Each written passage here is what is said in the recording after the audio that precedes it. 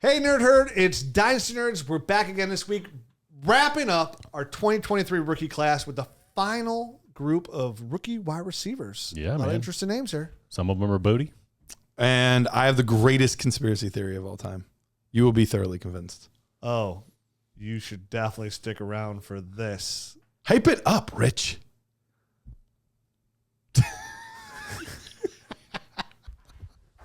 Ready, set, hut, hut. Welcome to the Dynasty Nerds Fantasy Football Podcast, where we discuss Dynasty strategy, rankings, and all things NFL.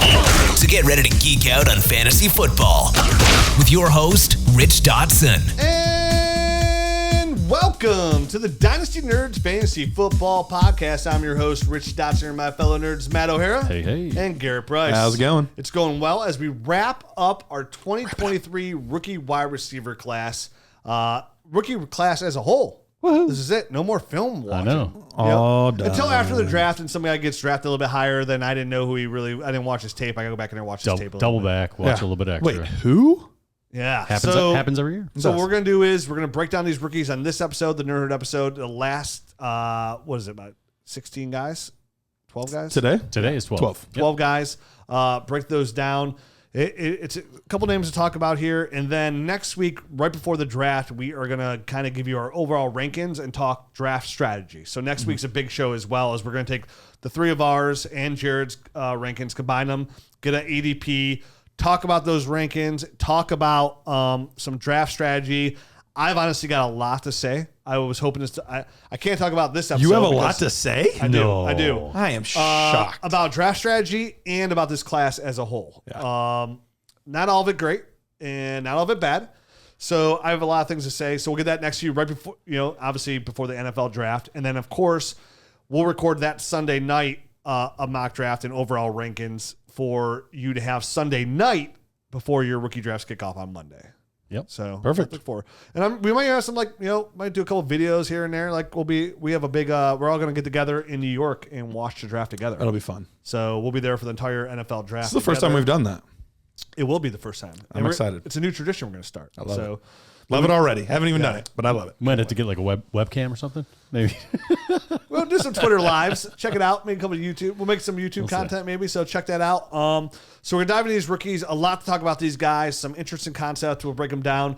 But before we do, we got to tell you about UnderDog, our favorite best ball site. And UnderDog is, I said, it's best ball. It's not just NFL, but that's what we play. It's a real good time to get on there and you play best ball. And if you don't know what best ball is, it literally just you draft a team versus either one person, 3 people, 6 people, 12 people, 8 people. And at the end of the year, once you're done, that's it. You don't touch the team again. Every week, it will calculate your best lineup. And at the end of the year, the first and second place players or third, depending on how big your league is, or just one, get paid out. So it's a real fun way to get out there, do your favorite thing in the world, and that's draft. Flex those draft muscles, man, I do it. And I've been doing this for years, even before they were an advertising partner with us, is I have a draft going once they open up nonstop, like literally nonstop till August, because I just love the draft so much. And I get on there. It's perfect for dynasty players because, we study the game so much. Like we know these players in and out. So you get on there, stress-free, no worries, UnderDog, draft, and Superflex, regular drafts, rookies and second years. They have a lot of big contests as well, like Best Ball Mania, where, I said this before, our buddy Pat Coran, he won $2 million playing it. So if you sign up right now and you use the promo code NERDS, you're going to get up to $100 instant match on your deposit. But even better yet than that match. Even better. If you make a deposit, as long as you make a $10 deposit and use the promo code NERDS, you're going to get a free 1-year subscription to Dynasty Nerds for $10. And what do you get for that? You get access to the Dynasty GM, which is everything's moving to an app. Hopefully sooner than later. Yeah. Everything's going to an app. Real man. You're going to get access to the Nerds Film Room where we watch all this film. You're going to get access to the Nerd Score, which debuts on... We're doing the live YouTube show this coming Monday. This coming Monday. 24th. So you get access to Nerd Score and access to the Dynasty Nerds website, which is great, and our Discord channel and all of that. So for as little as $10, you're going to get that for a full year. So you're going to go through the entire Dynasty season. So if you sign up today, you're going to have it all the way through next year. You're going to watch all that film, get all the rookie analysis all the way up till next year as well. So check it out. Download that. $10. If you're already a Dynasty Nerds subscriber, we're going to send you the most comfortable t-shirt in the world, guaranteed to increase your high five. Take a Dynasty Nerds t-shirt as well if you sign up. So even if you're already a user, you're already a Nerd member, we're going to hook you over there. And I had a buddy reach out to in my league. He's like, man, I'm a member, but I really I wish I could get a free nerd shirt. And he's like, what if my wife signs up? And I'm like, all right, well, have your wife sign up. That's cool. $10 t-shirt plus you could win money on UnderDog. Yeah. So his wife, he signed. So he's like, he was already an UnderDog member. He was already an UnderDog and member. a Dynasty Nerds member. So he wanted a t-shirt, so he had his wife sign up. Yes. And he screenshot it to me, and I was like, I'll send you the shirt. So he's like, yeah. He's like, what's awesome now is I put $50 in her account, so now I have 2 UnderDog accounts, but now I have $100 in her account. So not only that, do I get a free shirt to my favorite Dynasty site, I also get a free extra $50. So if you're looking a way to get more addiction going on, that's another way to get on there as Bonus. well. Get your wife to get on there. Most spouses love UnderDog. She might like UnderDog. Most husbands do too. So if you're laid out there, you want your husband, you get in there, free Dynasty Nerd shirt, free subscription. Done. There you go. Check it out. Let's dive in, Matt. Let's do the final this. breakdown, the final 12. It's a final countdown. Wow. All right, first up today, even with Garrett over there diving into the shallow end. Don't invite him I back. saw him do it. Yeah. That was the shallow end dive, dude. The first guy up. We're doing a shallow dive, not a deep dive. Oh, my head. The first guy up this week is Jordan Addison, wide receiver, Southern Cal, 5'11", 173 pounds. He ran the 40 in 4.49 seconds. He had a 1.56 10-yard split, 122-inch broad jump, and a 34-inch vertical. Last year in 11 games, he had 59 receptions, 875 yards receiving, and 8 touchdowns, 4 attempts rushing, and 33 additional yards. Normally, I go first, but I have a whole conspiracy theory for the last player. So, Rich, we'll have you go first.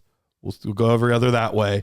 That way I can put my tinfoil hat on at the end of the show. All right, I'm excited. I'm excited to hear this conspiracy theory too, because I have not heard it yet. So. I can't wait to hear it also. He has kept this under wraps. It's elaborate. Yeah. So Jordan Addison out of USC, former obviously Pittsburgh wide receiver, where he won the 2021 Blitnikoff award winner. Where he actually had 100 receptions, 1,593 yards, 17 touchdowns, 7 rushes, 56 yards, and a touchdown. So he had a monster year there. A little less productive at USC, but he did have the high ankle sprain. But he still led the team in all categories, receptions, receiving, and touchdowns. So he was still very productive there. So back-to-back years of consistency there. And Jordan Addison actually grayed out to be my number 2 receiver in this class. So he's my number 2 overall rookie wide receiver. He is only 21. At his pro day, he ran a 7.05 3-cone. So nice. Okay, I didn't see not too that. bad there Yep. as well. Jordan Addison is a smooth runner. He gets in and out of his breaks really well. Really solid route runner with really good feet. He's the 40 times nice, 4.49. So it shows that he's fast, but he seems more quick than fast. I think he agree with that. I agree with that. But I think he moves fast and plays faster than that time speed, the 4.49, in my opinion. At least maybe it's the quicks that are going to get me. Do you have his 10-yard split? Because I think that was the difference. His 40 time was not that impressive, but his 10-yard split was one of the best in the class. 1.56. Was it? Yeah, that's what it I got said? here. Yeah, that's what I had. I could have swore he had a fantastic. Maybe at the pro day it was different. I'm not sure. Maybe that's what it was. Yeah. But yeah, because I think his burst and quickness is awesome. Yeah, I thought his burst and quickness was really good. And this is somebody who can play all 3 levels of the field, and he had a dominant. Oh, I was thinking of Zay Flowers, not Jordan Addison. Gotcha. I mixed the two up in my head. That's what it was. Yep. He dominated 2021, and he looked really good last year. He just turned 27 as well. So he's a lot of room. 27. Brandon Whedon. Whoa. He turned 21 on the 27th of January is what I'm about to say there. So he's got a lot of room to grow his game as well. Sure. Which it's another attractiveness to me in this receiving class because, listen, this receiving class is not great. And I'm going to talk about it next week more in depth because I did not come away overly impressed with the receiving class at all. I think there's a lot of wide receiver 2, wide receiver 3 ceilings in here. But Jordan Addison, somebody who actually I don't mind at all in this class.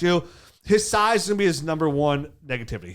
Came in at 173 pounds. I think it was actually, and then his pro day, I think he weighed in at like 170. Yeah, I think he weighed a little bit lighter there. So he, in size, it shows. Like he's not very good in contested catches. Not a ton of production with the ball in his hands, so he lacks that power there. I thought he could get off the line a little bit better than he did. His drops at times were an issue early in his career. But he did get better every year. He cleaned it up. So, early in his career, he dropped 14% of his passes, 10% his sophomore year, but only 3.3% his junior year. So, if you see there's a stat out there that says he dropped 1 out of every 13.5 catches. But he cleaned it up every single year. So, I do like that. I have him for two drops this past season. This year.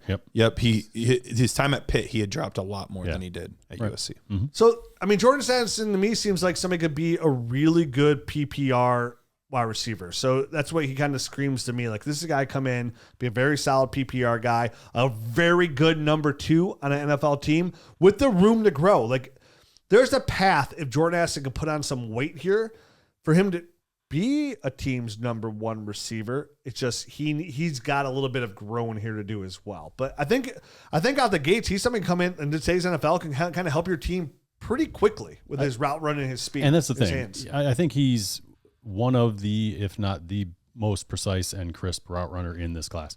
So just from that standpoint, I think he's going to be able to come into the NFL and kind of acclimate himself pretty quickly and contribute, relatively soon compared to some of these other guys in this class that I feel like need a lot of work.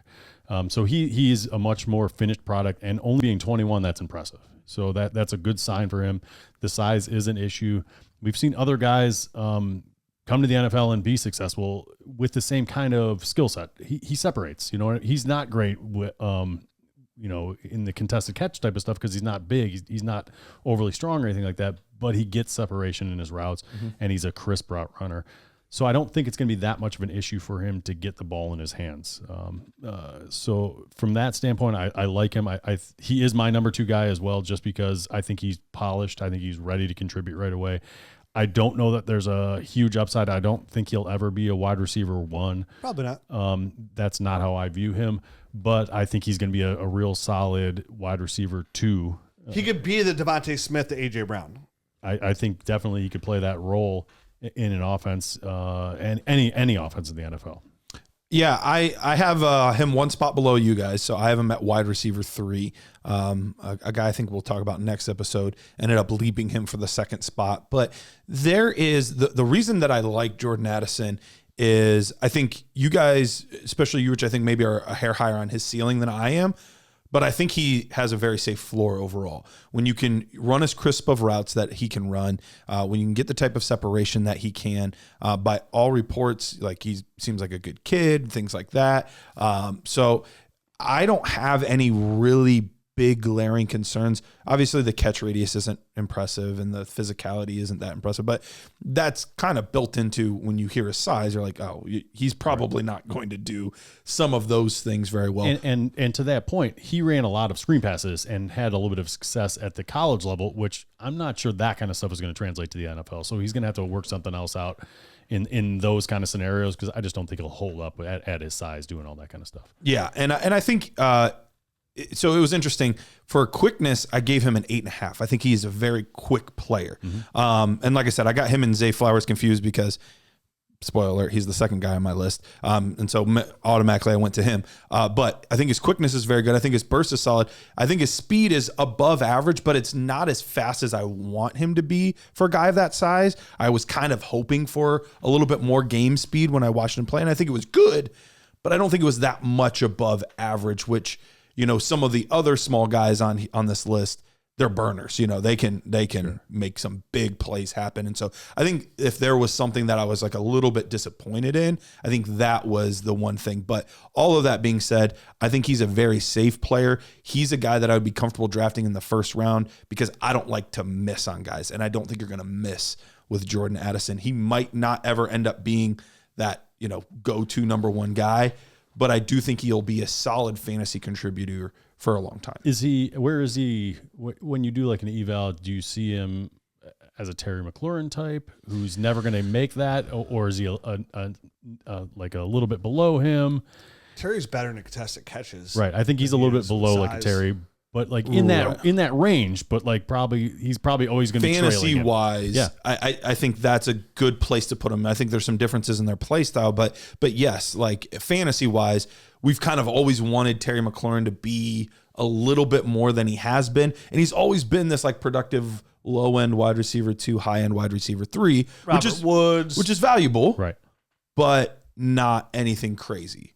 So I think that's a fair comparison for what I think his ceiling fantasy production, not game style. Exactly. I'm just saying from a fantasy standpoint. No, I think that's a good fantasy production comp. It'd be interesting to see where he goes. And I mean, I've never seen a draft class where I've been so anxious to see where these guys land, because there's such a tier of players here that are just like, okay, like they're not bad, but where do they go? Like, where's their opportunity? As Garrett would say, I've been very whelmed. Very whelmed. Yes. This class is special. And I got a lot of draft tips and stuff to talk about next week about it. But, yeah, I mean, Jordan Addison's one of these class. I think I came away, there's about 8 to 10 receivers I feel comfortable with. And that's it, like 8 to 10 that I feel comfortable with drafting overall. Get on my team. And I said at number 2, I definitely feel like he's an asset. And that's another thing. Like, I don't even think there's like 8 to 10 assets to the Dynasty team. I feel like he could be an asset. There's 8 to 10 guys I feel like I like some of their upside. He's somebody I can feel get in my lineup pretty quickly. That's what I feel the same way. He's a guy that is going to contribute early. He's a guy that you can expect to have in like a wide receiver 3 role, probably in his rookie season, and maybe not all the time, but for a chunk of the season anyway, and feel pretty good about that. You'll see a lot of running backs go early, just about where do they get drafted and where's the opportunity. So, interested. Jordan Addison, very solid player. Definitely should be on your boards. It should definitely probably in a 1 QB make your top 6 overall picks in that range right there. Yeah. That if you need a receiver and you don't love the risk of like an A-Chain, a Charbonnet, or a Tajay Spears, or an Izzy, if that's your guy, I think Addison's a good. Are we talking about Abanikana? Yeah, not me, dude. People love him, and his size it's a size speed thing. Dude, size speed is great and all, but like you still have to have vision. You still have to be able to like. I'm taking Jordan Addison 100 times out of 100. Yeah, I'm taking Jordan over him every time. Oh yeah, me too. But that being said, I'm probably taking a lot of those running backs that you mentioned before above Addison. I'm taking a lot of running backs here in this class, but that's the thing. This class is really deep at running back, but there's only so many opportunities, and that's something. True. Again, we're gonna head over ourselves. I have a lot of this stuff to talk about next week. I got a lot of things to say. Definitely about like rookies as a whole and overall draft, the way you draft and play Dynasty fantasy ball. People laugh at me all the time, like, Rich, you trade your draft picks away all the time. I keep cashing those checks. All right, so moving on to the next guy, Jalin Hyatt, Tennessee wide receiver, 6 foot, 176 pounds. Oh, 9-inch hands. I forgot to mention the hands on that. Got to mention the hands. 4.40 in the 40, 1.50 10-yard split, 135-inch broad jump. Whoa. Pretty good. Yeah, that's pretty good. And a 40-inch vertical.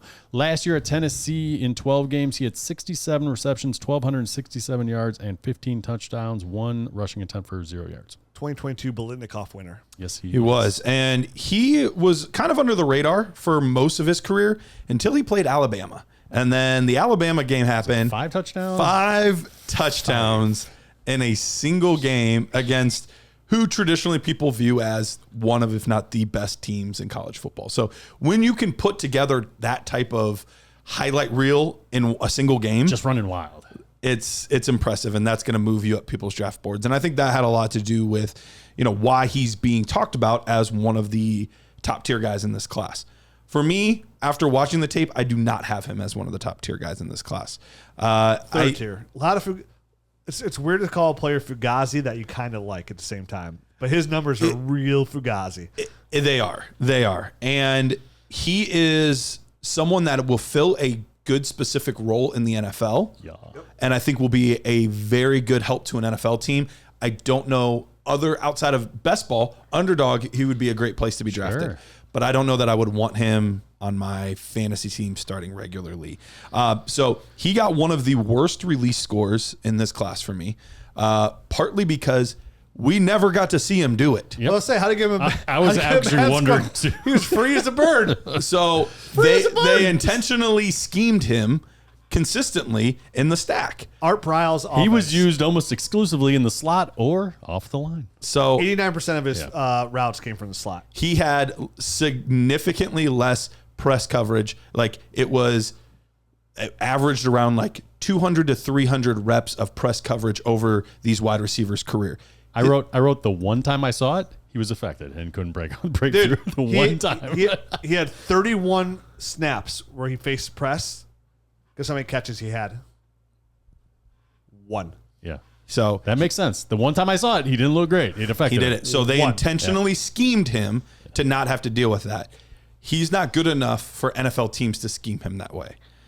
They're not going to go out of their way to allow him to make those types of plays consistently. At times, sure. So he got the lowest release score out of anybody in this class for A me. lot of safeties he was running against. A lot of safeties. A lot of blown coverages. Only half his touchdowns. so- Only half. Just half. So obviously we mentioned it. Great top end speed, a guy that can get downfield. He's got decent length to him as well, so he can, have a bigger catch radius than some of these other speed guys that we're talking about. So good burst, that kind of stuff. Tracks the ball, fantastic down the field. I wrote he taxed the ball really well. There you go. Saw. There you go. There you go. I type like I talk. He tax it. So there are a lot of good things to his game, but when we're talking about a player that it was probably going to be drafted right now, it's looking like the top 2 rounds of the NFL draft, probably second round. Maybe if things don't go well, maybe third round, but a day 2 guy. Second round. I think second round is the most likely scenario for him right now.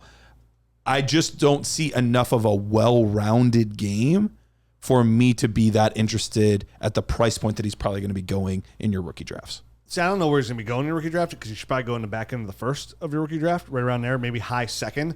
So it sounds like we just kind of poo-pooed on Jalin Hyatt a little bit. So let me kind of take it back. Yeah, just maybe a little bit more here. nicer than I was. He did put on a little bit of weight as pro day. He came in at 184, so a little bit heavier than 176. Ran a 7.06 three cone as pro day as well, which is pretty good for being 6 foot. Yeah, Solid. That's pretty good. I'm surprised by that, to be honest, after seeing his movement skills and his inability to sink his hips. And that's at 184. Like he Yeah, did at sure. 184 pounds. So he actually did a pretty good 3 cone there. I want to bring that up there at Tennessee. We mentioned a Blitnikoff winner, but so here's the thing, going back to the negatives just a little bit, like he did it all under Art Briles. And if you wonder what he does, is like Art Briles runs these schemes where people are literally just schemed open, out of the slot where they're facing the safeties. You get, like Garrett said, a free cushion to run, and you have these like deep routes that you just go and you win. We saw Corey Coleman win. Yes. The Blitnikoff under Art Briles and become a first-round pick and never pan out. And to be honest with you, none of Art Briles' players that went in those top rounds ever pan out. The best one of all time literally had the worst stats of all of them. That was Josh Gordon. Gordon only had, out of those, 714 yards, and he went a second round to the Browns, had that one monster year, was Dynasty guy overall. But, he had guys like Kendall Wright, Donnie Avery, Corey Coleman. They were all drafted in the top 2 rounds. Was he still there for Mims? I think that was the other coach. Okay. Mims wasn't there. So The tradition continued. Yeah. Yeah. Michael Gallup, I think, went to Baylor too. So he has a history of that. But, so the biggest thing I like I feel like is that's a no. That's a no. Yeah. he's got the height, Jalin Hyatt. He's got the vertical speed, which wins at today's NFL level. And when I really came impressed, Colorado State. That's who it was. Okay, nice. Sorry. No, you're fine. What I like the most about Jalin Hyatt is obviously his speed, his acceleration, like the way he could win vertically. Is I thought he had really good hands for a guy that plays that way. Mm-hmm. Being able to catch the ball away from his body. He can go up and get the football, and then he was actually good in space as well. So and the reason I bring it up is when usually you see a player like this, like the big, the taller, like 6 foot, like a Will Fuller, essentially, right? Yeah. It's a good comp. Smells like cabbage. A Will Fuller, usually their hands Small are hands. super suspect, right?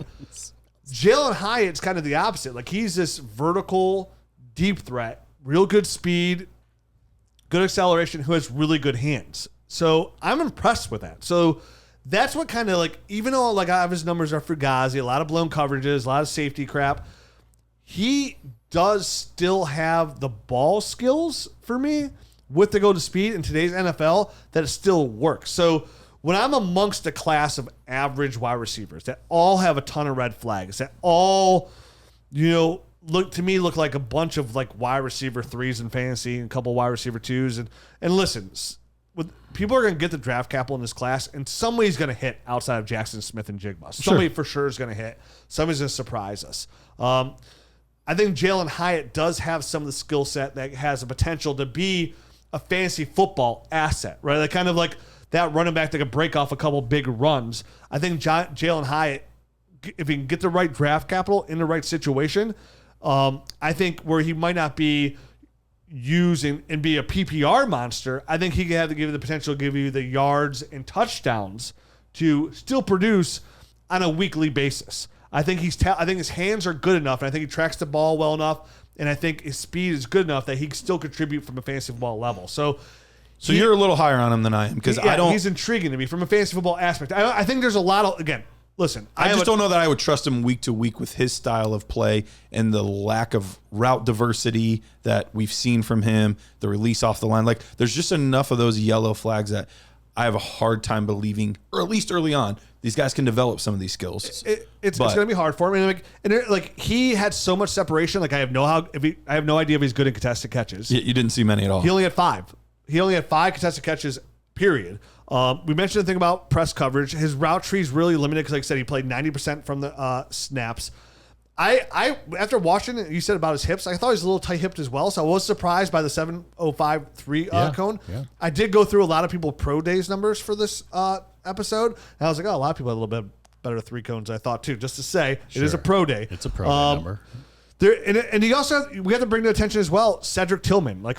Cedric Tillman went down, and he stepped up. So there's a concern there, but it's also, hey, somebody went down, he stepped up. You can't hold that against him. But over the last 2 seasons, in the games that Tillman actually played in, he never had more than 75 receiving yards. So, he didn't really step up there as well when Tillman was on the board. And then when Tillman was gone, which is I think those 6 games, he averaged about 124 yards per game. So, in the offense with Art Briles, with the situation, there's a lot of stuff that says, hey, this is all not real life. Who do you have higher between the two? Do you have Tillman higher or Hyatt higher? For me, while you're thinking about it, Cedric Tillman came in with a 72.75, Jalin Hyatt 71.9. So about a point higher. Let me look at my rankings on Tillman for me. So it's very close then, is what you're saying. The problem is these guys, they're let me put it this way. I think you guys are a lot higher on Tillman than me. That's fair. So, I'm not so my breakdown of Hyatt here, I think I have Hyatt slightly higher. I think he's stiff in the hips. I think he's run a lot of routes. I started actually writing down the routes that he ran, and obviously he runs the go. He's got the post, he's got the out, the slant, the curl, the comeback, the screen. He's got all those kind of in his bag of tricks.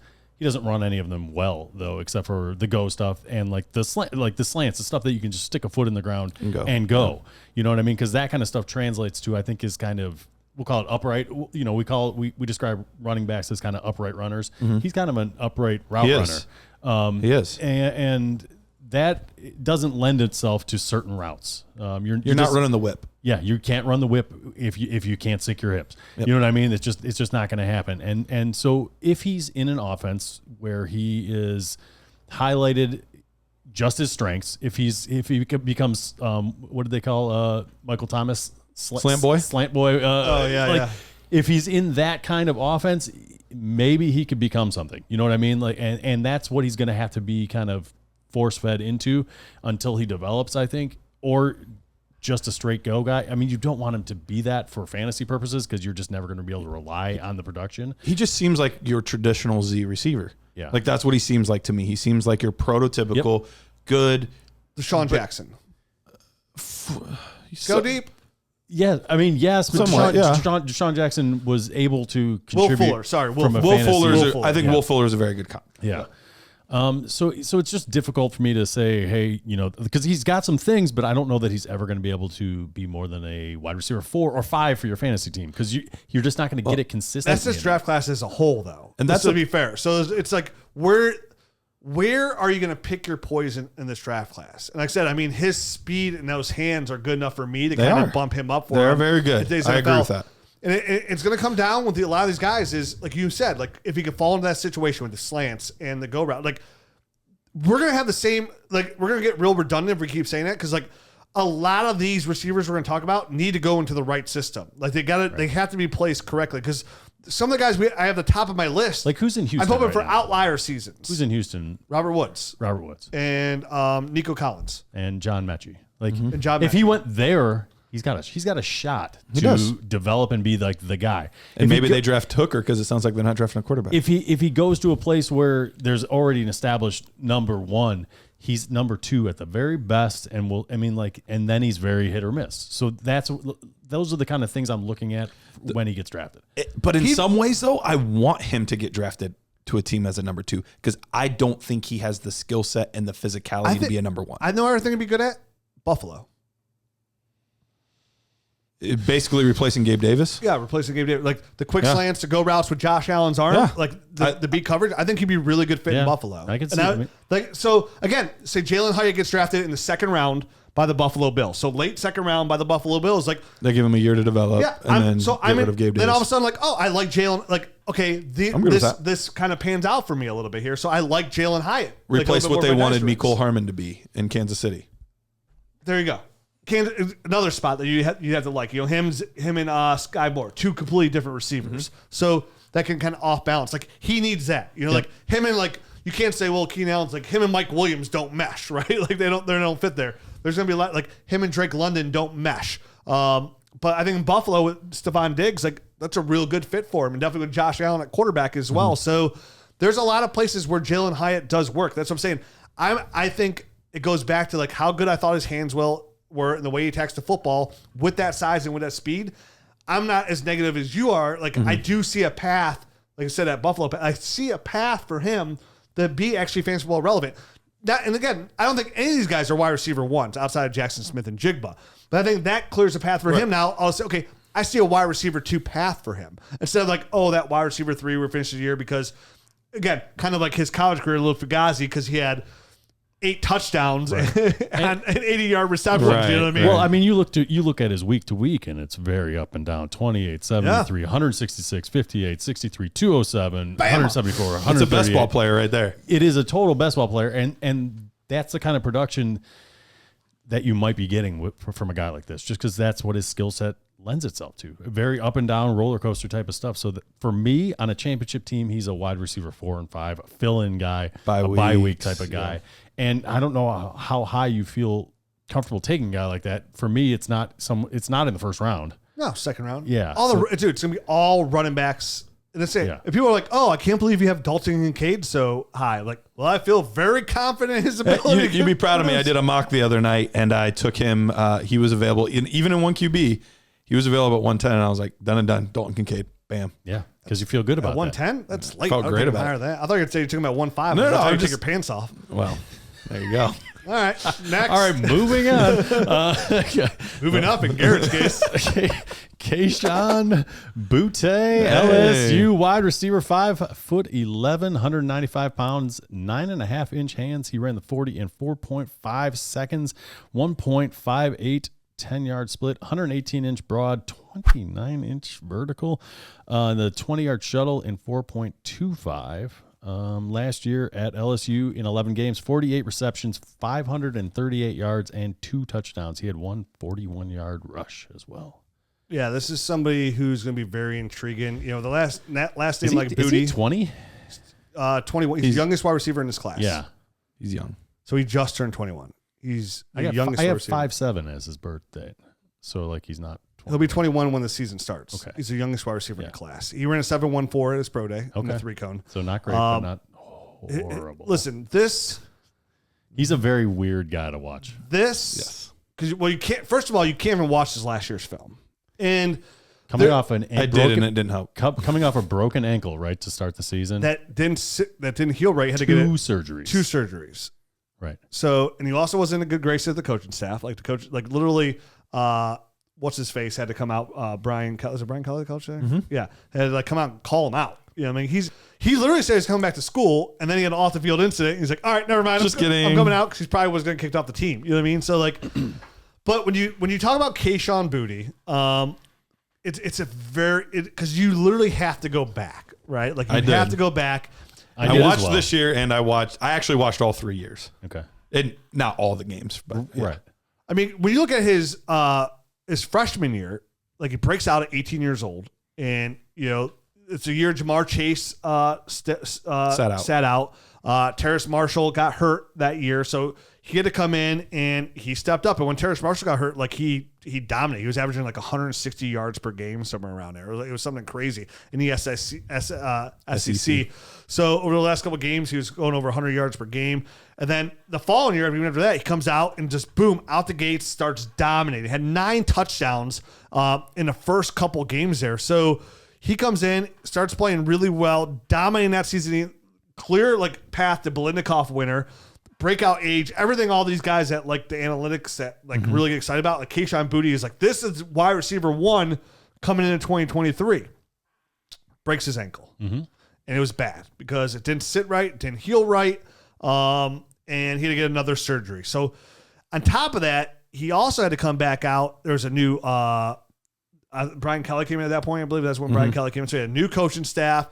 He had this bad ankle they couldn't run on. And you could kind of see too that some of it had to do with the ankle because in the beginning of the year, he was only averaging about 26 yards per game. Like wasn't much. It was pretty bad, yeah. But then the second half of the season, he was averaging almost 70 yards per game. So there's a clear like line there about like, okay, it probably was the ankle. It probably was Brian Kelly coming in there. Brian Kelly doing his little dumb dance in a circle around players that he loses. He's trying to recruit. That was the corniest thing I ever saw. Dude, capital D, lowercase O, capital UCHE. That's Brian Kelly. And I was wondering what you're about to spell for a while. So, I mean, I'm like, oh God, here we go. When you're looking at the pros, you're like everything before the ankle injury, right? Like everything. Sure. And then he's really good with the ball in his hands. His run after catch ability is really good. He has good vision, good contact balance, good speed, good hips, good ball skills. But there's a lot of bad here too because his hands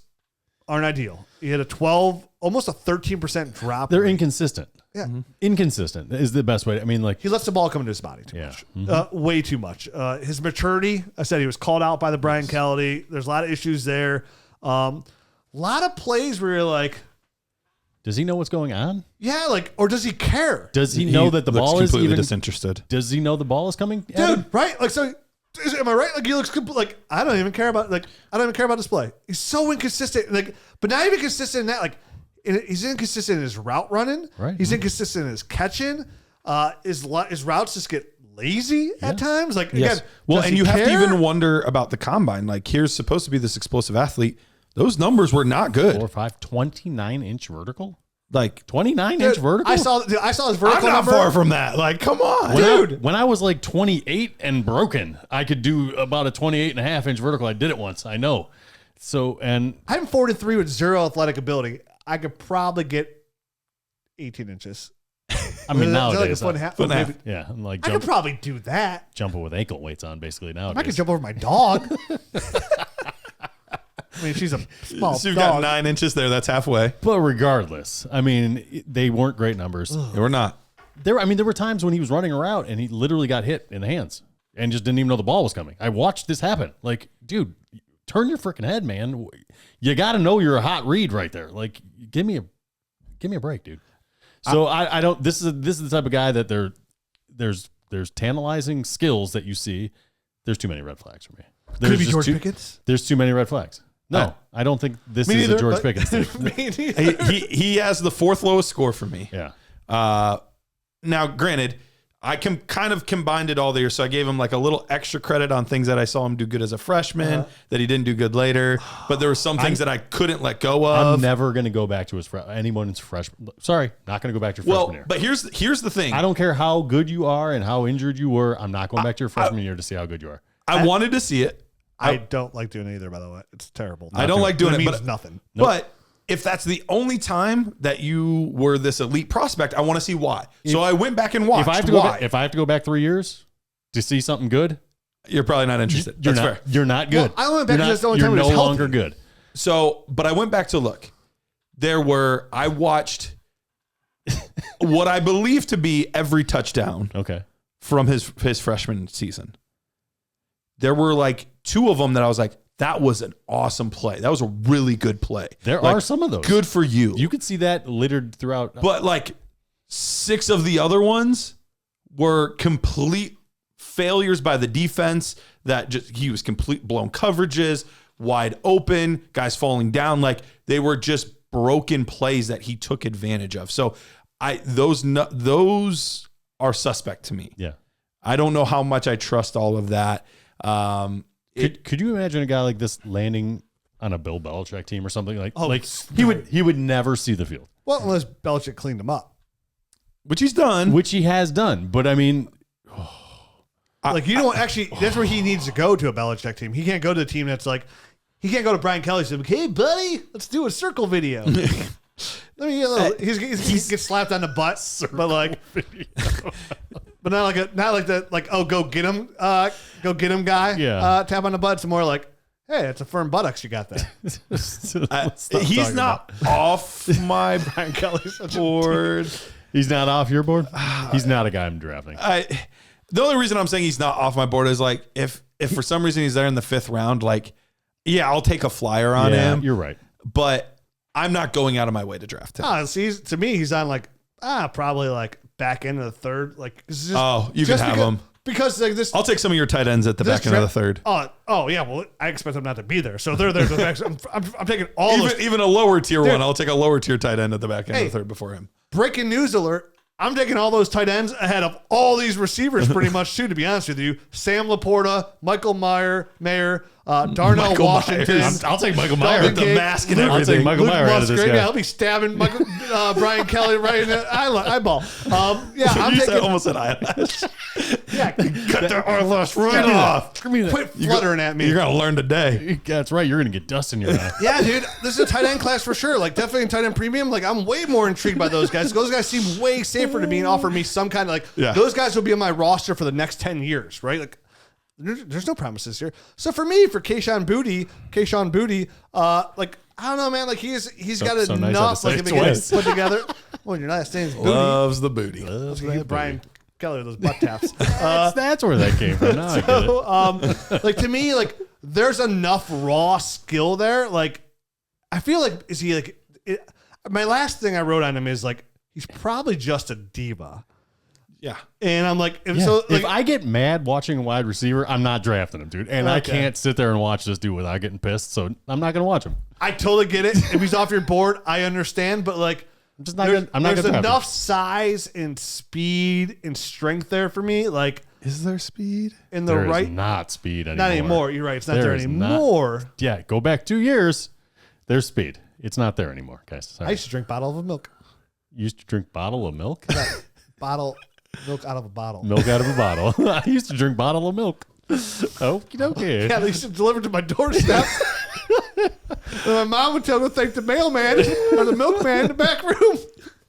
Those were the days. All right, let's move on to some of these guys. So, Speaking of the days, the best days are at FFPC. Head on over to FFPC. You want to be in a dynasty league. You want to make sure that it does not fold and that league is together until you are old and gray. Head on over to FFPC. They have never had a league fold. Best of all, they have lots of huge leagues that you can enter. You can enter some smaller leagues, $100. Enter ones that are $2,500 you can get in. So you enter a $2,500 league and you win it. Whoo, you're making some serious dough right now. you retire in Mexico. That That's is right. not Boutte. That is not Boutte. It's Pirates booty. There you go. Head over to myffpc.com. That's myffpc.com. Use promo code NERDS. We're going to give you an extra $25 off your new entry. So go over there, find some orphans, new startups, whatever you want over at ffpc.com. Yeah, I mean, everybody has a hard time joining new dynasty leagues. This is a place you need to go. Like, you want to be protected. You want to be looked at. You want to join a really safe, like, site to play dynasty. This is the place to go. Tons of people that listen live in, like, Wyoming, Are you saying there's no one else in Wyoming? okay, Montana. There's nobody in Montana. Like some country. Yeah, Joe lives there. Well, I mean, we have a lot of people that Obviously. live in Europe. We have a lot of people that listen in Australia. Yeah, Like, we have a lot of people that listen, like we have a lot of people that listen in Europe and Overseas, Great Britain, right. overseas. And and it's a little bit harder to find leagues there, FFPC is like definitely a good place for you as well. So like, not everybody. It's not just like, oh well, I could just join a league with my buddies. Not everybody has that opportunity, and that's where this really comes in. It's my favorite place for a community like that. So check them out. All right, moving along to our next wide receiver prospect. It is Jonathan Mingo, wide receiver, Mississippi, 6'1" 3/4 inches, 220 pounds, 10 3/8 inch hands. Wow. 4.46 in the 40, 1.54 in the 10-yard split. He had 22 bench press reps. That's all I got for the combine numbers. Last year in 13 games, he had 51 receptions, 861 yards, and 5 touchdowns, 4 rush attempts for some negative yards. So you want to know his 3 cone in his pro day? I do, because I didn't. 7.04. Oh, that's not bad. Even better. Pretty good. At almost 6'2"? 220? 220. He moves really well for being that size. Really well. He does. I was very impressed when I watched Jonathan Mingo. Now, there are certain guys that you look at the production and you're like, okay, I can bank on it because of production. There's other guys where you watch the tape. There's no production. There's not much production for Jonathan Mingo. So this is one of the ones where you have to really go to the tape and you have to look at traits. Yep. And I'm a big traits over production guy. Me too. Production's great, and I love it when they come together and you get both. That's awesome. But if I have to choose one, I want to choose traits over production, and that's what you have with Jonathan Mingo. He actually ended up being my 5th receiver in this class. Now, lower class, but 73.08. Sorry, snooty booty. Oh, no, look at him. Lower class. Nose down over there, Garrett. Let me get my, what's it called? It's a spectacle. Spectacle? Not a That's spectacle, not- but you were about to say monocle. Monocle, that's it. Monocle. I was going to say spectacle. I know, that's wrong. That's why. There's an ectacle on it. Spectacle, it's I'm an about ectacle. Garrett a monocle for Christmas. I would wear it. I would 100% wear it. You look like somebody could wear a monocle Yeah. too. Like a Like, rocket. Maybe I would just do like the if Garrett curly walked in with a top mustache. hat and a monocle, I'd be like, I always knew you had Look money. at this Mr. Peanut looking mother. Welcome to the lower class. With your high heels over there, Garrett. Oh man. Sorry, keep going. No, I might end up doing like the curly mustache then too. Oh yeah, you'd have to. You have to if you have a monocle. Obviously. Clearly. Done and done. How the monocle needs something to rest on? Yeah, exactly. That little curl right there is what boing, boing. It's like a little spring. Oh, it fell down. Boing. All right. So Jonathan Mingo, back to Mingo over here. He's the 5th wide receiver in this class. Got a 73.08. Very big, very physical receiver. But I was impressed with how well he moved for a guy of his size. And I think that was the thing that I walked away from this. Look, he's not this elite quickness, but he has decent foot frequency.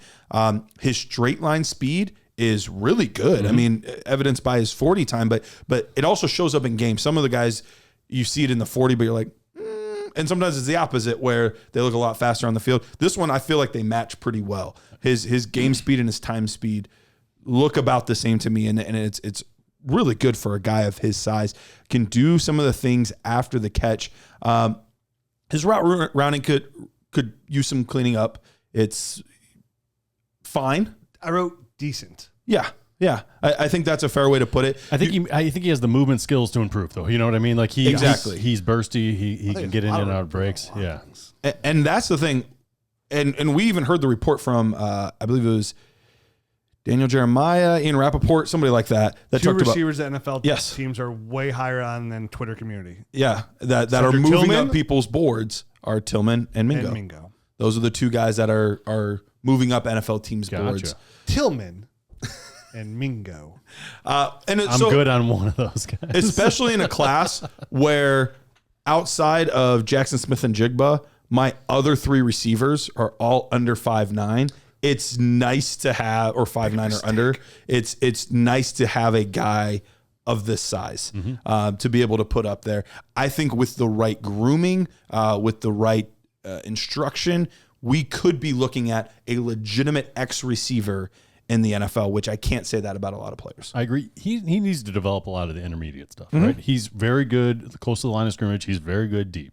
Yep. And that's kind of where he's at now. I think we've seen this in the past with a guy like DK Metcalf coming out of the same program. He would run a lot of stop routes right there, or he'd run a lot of go routes, and that was kind of his role in that offense. I don't know if I think Jonathan Mingo has done a little bit more than DK Metcalf, because DK Metcalf literally was those two things. That was it. He either was running deep or he was faking like he was running deep and stopping and looking a beefcake and looking for the ball. So Jonathan Mingo's got, I think, a little bit more route running savvy coming into the NFL than a guy like that. He's not as explosive, obviously, and or as big as DK Metcalf. So I don't want to make it sound like they're not one and the same. They're not one and the same, but coming from the same program, similar traits, some similar traits. So as long as he develops that middle kind of ground, that the intermediate stuff, I think for sure he's a guy that has the physical skills to be a number one wide receiver. And we've seen it recently. And look, you have to scout the individual player. You can't just helmet scout. Right. But there are programs that tend to do a better job developing their wide receivers than others. We talk about all the time Ohio State with Brian Hartline. Right. They do a fantastic job. But look at all the guys that Ole Miss has put out over the past decade. I mean, tons of guys. A.J. Brown, DK Metcalf. We just had Elijah Moore come out. There have been some very good, talented receivers that have come out of this program. And that gives you a little extra hope that, maybe he does have some of that background training, that step to the NFL might not be as big as it is for some other guys. Yeah, he's very intriguing. I mean, everything you guys mentioned with the size and stuff, I thought he got the line pretty well as well for something he did really. I do have a good release really score good on there. him. Yeah, I thought he did that really well. I thought he tracked the ball really well, and I thought not only did he track the ball well, I thought he used his body well. So he's a big receiver that knows how to. We see that a lot, right? Like. Quentin Johnson, for example, doesn't always do that. But like a receiver that he's a big body receiver that knows how to use that body and like block out that defensive back to help him put in a better position to catch the football. I thought he did that really well. And you mentioned the production's not there. So when you're watching the tape, there's not overly a ton to see. So you have to like really go in and just watch his tape in the film room where you could just see his plays and kind of get through it, where his total career, 112 catches, 1,758 yards, and 12 touchdowns. I didn't love his burst. I didn't think he had a second gear. But I feel like he's fast enough. He didn't get a lot of separation either, so he does have to work on that. He's more of a contested catch guy. It could probably come with better route running. That's why I thought his routes were kind of meh. I think if he can kind of hone it up a little bit, I think he does have the hips. I think he does have the movement skills to do better there and kind of get that separation. So I understand when Daniel Jeremiah says, "Hey, here's a player that." Is right like on more NFL GM's boards, going to his tape, it immediately gave me some bias, right? Because like I heard that and I'm like, but when I came away from it, I'm like, oh, I see it. Like, yeah. And more so, I see it after watching this class as a whole. So being the back end of the receivers of watching the tape and kind of like studying on, like it does make way more sense. Like if I'm an NFL team, like, same way where like I'm bigger on Marvin Mims and Cedric Tillman, like in the long run, kind of like at the end of our process a couple years ago, I was like, what I've realized is I'm way too low on Michael Pittman Jr. Yeah. Right? Like when you get to the end of all your tape watching, like it puts a lot of more stuff in clarity because like early on you finally got everything in perspective. The whole class as a whole. So to me, when I look at a guy like Jonathan Mingo, it's like, okay, like Garrett said, it sucks because we have a lot of receivers in the Nerd Herd episode we're gonna talk about are like 5'9", and they're like in college in their skill set, like they're very talented receivers. Like when it comes to like talent wise, like these guys got like the cream of the crop, where the big guys have a lot to work on. Like if you take all the talent from the small guys and put in these big guys' bodies, like you have really good talent. And the problem with that, with these small guys being 5'9" or lower, like the odds of them ever producing, they have to be outliers. And there's one guy I do think that could be an outlier, but for the most part, you're literally crossing your fingers and hoping for outliers. So the fact that you have all those guys in your top 5, I just couldn't get, they're there, but they're not there because I don't know if I would draft them. And I'll tell you next week why, because you're waiting for outliers. Because if you look at the history if you literally look at the NFL history, and I'm a big, I've been playing Dynasty fantasy football now for like 19 years, right? I've been playing fantasy football now for like 25 years. And I'm a really big history guy, right? Like it's like when I play poker, like I'm looking at odds and all that. Like that all comes into effect. So when the history tells me that if you're 5'9" or lower and you can't find success in the NFL from a fantasy football perspective, that you're not, the odds of you scoring 1,000 yards in a season are really low, so which means you're going to have to be a PPR guy. That worries me because when you have guys that are that small, you're literally talking about outliers like Wes Welker, Brandon Cooks, Marquise Brown, and I think there's literally only one other receiver that's even produced at that level at that skill set. Steve Smith, where was he at? Was he 5'9"?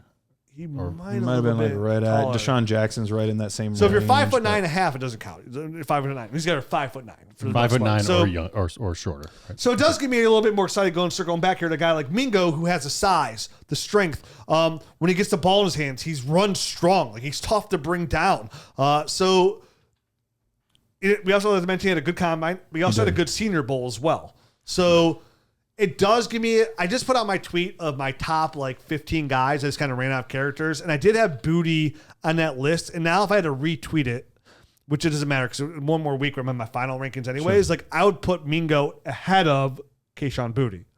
And so this is top 15 overall, not top 15 receivers. I just put them in tiers. Gotcha. It was my top. If you look at my Twitter at Dynasty Rich, I put my top 15 one QB. I already tweeted out there I put Tyler Scott too low for something mistakenly. He would have been my third tier, but Mingo would kind of get into that probably fourth tier if I had to rewrite it right now. So it's how fluid these guys are. You mentioned that having smaller guys in the top 5.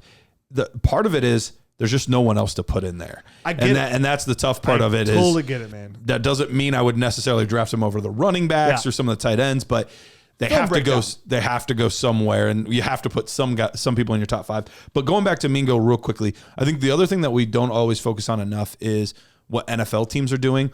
And remember, NFL teams aren't only looking for skill. That is part of the equation for them, but they have certain roles that they need to fill. So there are going to be teams that Zay Flowers, Tank Dell, Josh Downs, those guys are going to be off their boards completely. We got a guy that does the same thing. We don't need it. We don't need that type of guy, So there might be a team where I'd love him to go there, but there might be a team where it's just saying, we're not drafting anybody that doesn't fit this type of profile. Or we don't even use that in our offense. We Exactly. So the Arizona Cardinals are 100% not drafted one of those guys. They've got Brown and Moore. They completely already missed on another guy that fits that exact same profile. Andy Isabella. You know what I mean? So they're 100% not drafting that guy. You know what I mean? Would think. Speaking of that. Look at you. Look at you 100% and something. Oh, man. That works out most of the time. I'm 100% right 50% of the time. 60% of the time, it works every time. All right, so moving on. Jonathan Mingo, good prospect. We all like him, but we're so close to conspiracy theory. I know. I'm excited about it. We are inching closer, but we got to get through this guy. Puka Nacua, BYU wide receiver, 6'1" and 5'8", 201, 9.5-inch hands. Didn't run anything at the combine. I have his pro day numbers. I actually have his pro day numbers because he didn't run anything. So toe I went injury. out to find him. So 4.55 in the 40, 15 reps. 33-inch vertical and 121-inch broad jump were his pro day numbers. 7.32 3 cone. I don't know why. Where'd you get that? 7.32. Dane Brugler has all the official NFL pro days. Okay. Numbers, the official ones. 7.32 is pretty bad. Pretty bad. Last year at BYU, in 9 games, he had 48 receptions, 625 yards receiving, and 5 touchdowns, 25 rush attempts for another 209 yards and another 5 touchdowns. So he was used in the running game and in the passing game. There, BYU. You're up because I got the last one. Yeah. Oh, yeah, that's right. So Puka Nacua. I love that name. It's a fun name. It is. I wish his talent was as fun as his name. Yeah, he's an interesting. Kind of have some Deebo Samuel to his game, because he did have some rushes there. They used him in the run game. 39 rushes, 357 yards, 5 touchdowns, average 9.3 yards per carry. So he does have some Deebo Samuel to his game. I thought his routes were decent. I thought he was a smooth runner. He seems like he's a decent athlete. He did good in the contested catch situations. I thought he did good with the ball in his hands, showing good vision there. Obviously, that's what I gave him the ball and the rushing ball. It's just from a receiving standpoint, he doesn't have any bursts. He doesn't get any separation at all, which helped again why he's in contested catches situations all the time. He's got a decent amount of injury history. I mean, he had a broken foot his freshman year, and then and nothing terrible every time, but he's always banged up. You mentioned even the combine, he had the toe injury, you can compete the combine, so he's always banged up. He's somebody that's going to fall into lines where he should make an NFL day roster. He should make an NFL roster, but he's never probably going to be an NFL fantasy football relevant. He doesn't get the separation. He doesn't have the burst and speed to really get it done. There's some things that you like, obviously. Yeah, The offensive coordinator saw enough in him that they wanted to use him in multifaceted ways. They got him the ball in manufactured ways. You know what I mean? They gave him rush attempts. They got him the ball close to the line of scrimmage and let him kind of do things. So I think he's got some run after the catch ability. He rarely goes down, with the first guy. I think he's strong. Yeah, he physical. Either makes that guy miss or he kind of can physically get some yards after the catch. He's good, not great as far as route running goes. So I think that's him in a nutshell, though. I think he's good, not great. And I don't know, like you said, how that translates to a role in the NFL where they're going to manufacture stuff for him. He seems like more like he could strive like an XFL. You know what I mean? Yes. Like go get the money there. Like go play there. He has my worst score of the receivers. I was very underwhelmed. I've seen way worse. I think there are guys that performed worse, but at least have certain skills where you can see how that would translate. Okay. I don't see any translatable skills. They didn't have anyone better at BYU, so they made sure to get him the ball in a lot of different ways. But at the NFL level, that's not going to be the case. There's no translatable skills to be successful. So he's a guy that strikes me as a 7th rounder, undrafted type of guy. But I have no idea how he will win. I literally have no idea how he will win. He's a decent contested catch guy. It's about it. And he was forced to do that though too because of his route running. So it's quicker DBs, longer DBs are gonna have no issue with him. He falls in category for me 5th, 6th round rookie pick at that. Depends what running backs are available, but he's again. I find a hard. I'm with you. Like I find a hard path for him to be Dynasty fantasy football relevant. I'm with you guys on that one. I'm not going to have any shares. And in the 5th or 6th round, I'm just going to take a dart on somebody else. I'm probably not going to take a dart on any of these late round wide receiver prospects. Yeah, for that part, you're right. Probably right. He probably actually should be more so just even off the board because it's. I'm just not going to. I think there's better opportunities at the tight end position. There's better opportunity at the running back. To the conspiracy. All right.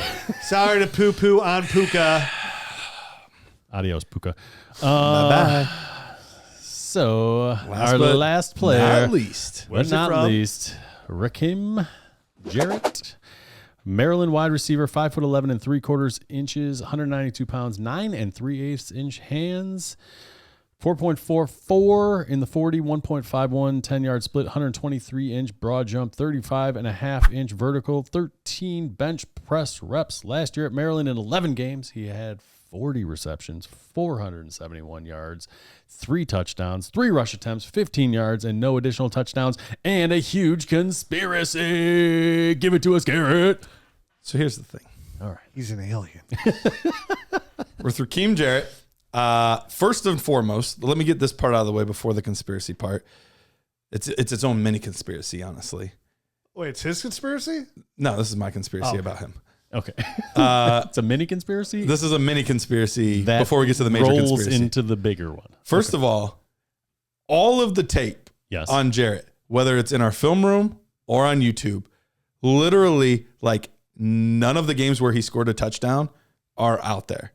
It's like everyone intentionally put out his worst games. 3 touchdowns. So interesting. This year, but I'm talking even the freshman seasons, the sophomore seasons, unless you watch a highlight. It's not like Neo dodging all those bullets. It's only 3 touchdowns, dude. This year, it was 5. It was 5 last year. It was 5 last year. But let's get to the main conspiracy. John came out there with him catching footballs. Go ahead. There Let's hear this was conspiracy. Once upon a time. Yes. There was another receiver that went to Maryland. Oh, boy. His name was Stephon Diggs. Yeah. He was a 5-star recruit. Yeah. He was a 5-star recruit. Guess how many stars Rakim Jarrett was? Judging based off his performances, or No. just Just the guess. history, Just take a guess. history lesson. Just take a guess. I think it's going to be a conspiracy. I'm assuming it's 5. 6. Bingo! 6. He was a 6-star, only ever 6-star recruit. No, he was a 5-star recruit. Originally committed to George LSU. Santos write this? He originally committed to LSU, and then he transferred. I could have fallen or in didn't love transfer, but if he would have gone there. decommitted, and went to His idol school. he went to Maryland. Both guys hail from the state of Maryland. So during his time there, which 2 guys? both Jarrett and Diggs. Oh, Stephon, we're still paralleling Diggs. Yes. Okay. Yes. Sorry. They both are from Maryland. Both of them underwhelmed during their time at Maryland. Both of them, their best season was 800 yards. Okay. Both players. Guess how tall both of them were at the combine? Okay. 6 foot. Exactly 6 foot. Well, Rakim Jarrett. 5'11" 3/4. But go ahead. It says on the official NFL.com website. They round. 6 foot. Did they? I don't know. They round. Either way. Is this conspiracy or comp? Shh. I mean, both can see. Let it happen. Let it happen. Okay. All right. One weighed 195 pounds. The other? One weighed 192 pounds. Okay. Wow, that's 3 pounds difference. One Three- of them can catch. One of them. Would you let me finish? The other. Go ahead. Sorry. This is my conspiracy time. Let this happen. You're right. I'm sorry. Let this happen. I didn't mean to cut you One off. ran a 4.46 in Stephon Diggs. Yes. The other ran a 4.44. Very similar. Very similar. They were also within 0.02 of a second on the 10-yard split. Jarrett was also slightly faster in that, and only a half-inch difference in their vertical jump. So we're talking about almost identical players. Is this a multiverse conspiracy? That's what I'm wondering. Or is this a time travel conspiracy? I thought we just get a 23andMe test. I think it might be a cloning conspiracy. Oh. Because on top of that, guess who was the offensive coordinator during Stephon Diggs' time? Whoever came. Mike Loxley. Mike Loxley was the offensive coordinator from 2012 to 2015, the time. Wait, Loxley? Yeah. Like Robin Hood? Robin of Loxley? Like that guy? Lock Next week, I'm going to get SLEY. out that letter. Does the thing between John F. Kennedy and Abraham Lincoln, where like the letters in their name, their secretaries, and all that stuff. Yeah. Like, wow, That's things are some getting real serious- crazy yeah, around here. Serious stuff. He left to go to Alabama for a little bit, and then he came back, and he is now the head coach of Maryland. And so they even dealt with the same guy that tended to not get them their best opportunity. I think that even though watching his tape, I was underwhelmed. Oh my! I did for not- the love of God, I did not love his tape, I sat through all that. You don't even like the guy. but guy- let me finish. Listen, I'm telling you, he's Stephon Diggs' clone. His tape did not impress me. But what I did see, I like Diggs' tape, but not. but I did see traits. I did see traits in his game. He was a very good athlete out Oh, there. yeah, sure. We saw him break lots of tackles. You would see him, and I went back and watched. Physical with the ball in his hands, for sure. Very physical with the ball in his hands. There was times he would go up and get the Yeah. ball. Yeah. He would make some guys miss. Like there was a lot of good things. I went back and watched his sophomore season, and even a little bit of his freshman season. I watched all 3 seasons, kind of like I did of Boutte. He did not, and so this is my question as to what to do with him, because I think there were some similarities in Stephon Diggs with this as well. He didn't improve at all during his time. He looked just every bit as good his freshman and sophomore seasons as he did his junior year. And there was no reason that he shouldn't have been significantly better as a junior than he was earlier on if he was developing. So I don't know if they struggle to get these high recruits what they need. I don't know if they don't know how to groom them, coach that. Like, I don't know what's going on there. But Maryland's not very good at football. right. And even DJ Moore wins. even DeMoss that we saw last week, same type of thing where, and his was more due to injuries, but Right. we've seen this out of some of these schools where if they would play somewhere else, it might have been a very different story. No, I feel like they're kind of the Auburn of the Big Ten. Of the Big Ten. I can see that. Yeah, they get good athletes. They just don't develop them. They never into develop them. good football players. And it kind of reminded me of what we saw out of Donovan Peoples-Jones, where you look at his tape, he was this good 5-star player that had all of this excitement coming in, and you see flashes of it, but you don't see it consistently. And so that's the thing that I'm hanging my hat on. His score is not very good because it is solely based on the tape. But I will be ranking him and drafting him drastically ahead of what his tape score is. But I have to stay true to the tape for the tape score part. Real good speed, Thank you. good size. I thought you were talking I about thought I tracked the ball well. My favorite attribute is with him with the ball in his hands. Yeah. I thought he played really hard. It makes more sense now, like the way you guys describe it, like the Auburn, the Big Ten, and like they don't develop because that thought process never even crossed my mind once. I don't think like that. Because I wrote I was like, he seems like real raw, you know, like not real raw. I like seems a little raw to me. His drops are a little concerning to me. 8 drops last year, 64 targets, 8 drops, 40 was it 40 receptions? Yeah, 8 drops. That's a concern. 16 over the last 3 years. Wasn't really good at all in the contested catch situation. I thought his routes were not great, but again, it kind of goes back to the rawness of him. I like his speed. I like the way he plays. I like getting the ball in his hands. So I came away with okay, there's something there. Like if he can get coached up, there's something there. Like I don't. He's probably in the 4th round for me of this rookie class. Like there's something there that I don't hate. But again, the hands aren't that great. He over the 2 years before that, he had 8 drops total combined in those 2 years. So it wasn't as bad, but still, you expect people to get better, not worse in situations like that. And part of the other reason I think they really struggled, I was looking up stuff about their offensive line. Their sack rate was one of the worst in the country. It's to his younger brother throwing in the ball. Correct. So those big plays downfield and those kind of opportunities just weren't there very often. What is his brother's name? I always get it wrong. I know his last name's Tagovailoa. Yeah, me too. And I was it's like quiz hot shots. Tulia. I think it's like Tulia or something like that. Mr. Tagovailoa, quarterback, Maryland. So I mean, he's on my board. Like I get my last thing I wrote was seems a little raw to me, but there's enough there where I can draft him. Mm-hmm. I saw a lot of body catches. He's a good athlete. I don't know that he's just not refined at all as a wide receiver. I don't know if that's even his position. Do you know what I mean? That's where I'm at. Is he a running back that's trying to play wide receiver? I just don't know. Because he's really good with the ball in his hands. And he's tough and physical. I think he could do some things leaking out of the backfield or even just getting him the ball and jet sweeps and stuff like that. Screens, stuff close to the line of scrimmage. But I don't know how that translates to the NFL. If he fully develops into a wide receiver, sure, he could be something. He needs time. That's a long bow to kind of. You're literally talking 2025 to know what you have in this player. Right. So it's a long wait. That's why I'm saying 4th, 5th, 6th round. Probably even not 4th is probably too high. I would draft him in the 4th. I think the upside that he has compared to there might be some players that are safer, but their ceiling is maybe one day they'll be a wide receiver 4. Yeah, we mentioned before a guy like Puka compared to Rakim. This is 4th round. He fits that mold of what you're saying.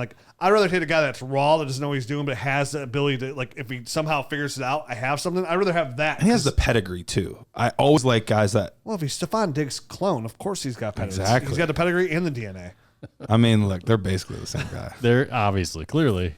Worst conspiracy theory ever. Clearly, there was time travel. Did you hear all those parallels? I was waiting. There was 8 different parallels. I was waiting hours for that too. You tell us, I'm not going to ask him what it is. I'm going to sit here and wait for it. What took him 8 hours to describe? They'll flash up on the board in 1 second during the draft.